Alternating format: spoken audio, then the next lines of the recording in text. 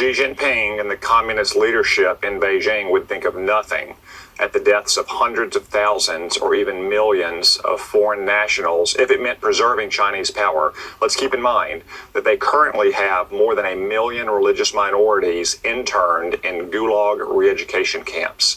They force women to have abortions. They harvest organs from political prisoners. And of course, their communist forebears in the Chinese Communist Party, going back to the 1940s, are responsible for the deaths of tens of millions of their own people.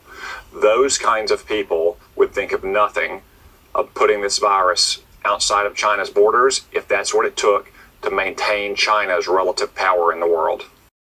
Mike Pompeo is demanding an investigation into the origins of the coronavirus. We discussed this in an interview on Friday as the president this weekend questioned China's role in the pandemic for the very first time, wondering if it was actually an accident. Watch this. Well, the question was asked, would you be angry at China? Well, the answer might very well be a very resounding yes, but it depends. Was it a mistake that got out of control, or was it done deliberately? Okay, there's a big difference between those two. In either event, they should have let us go in. You know, we asked to go in very early.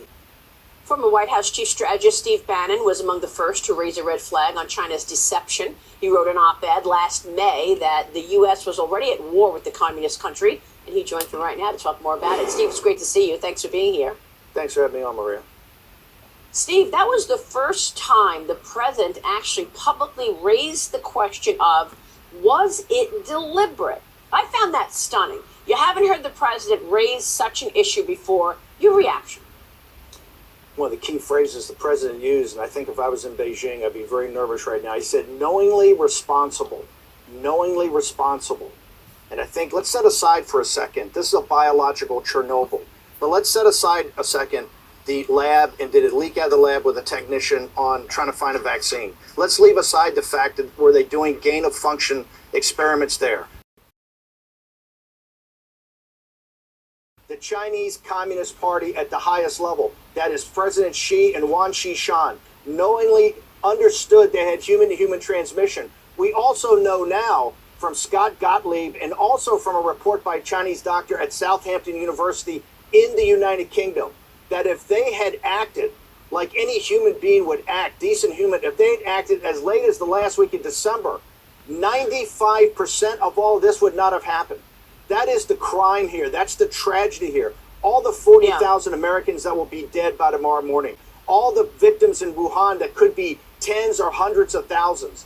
All the dead in Lombardy. All the doctors and nurses. All the blood of all that is on the Chinese Communist Party's hands, on Xi and Wang Qishan and their other gangsters. Also, all the economic carnage. It's going to take us decades to work our way out of here.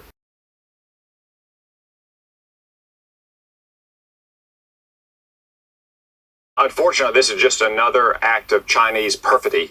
So they intentionally overproduce fentanyl, which does have legitimate pain management purposes, but then they send that surplus fentanyl to Mexico, and the cartels use it to lace their drugs, which they then bring into the United States to poison our own people. And we're losing 70,000 people a year from drug overdoses, especially overdoses laced with fentanyl. Ultimately, that goes back to China. That's why I've proposed legislation in the past that would impose sanctions on Chinese officials who are responsible for sending that fentanyl into our streets.